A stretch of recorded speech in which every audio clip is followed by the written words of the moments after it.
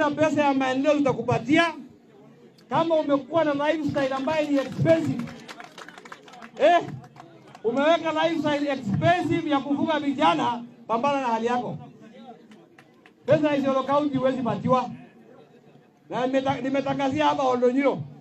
Pesa ya development ni kuhakikisha health center Oldonyiro imetoka kutoka dispensary imeenda level ngapi? Level 4. Si pesa ya kupatia mtu aende akalishe nao vijana. Na hata mimi nashindiko kijana analipwa 1,100 kila mwezi. Anakaa hapa Nyanyuki.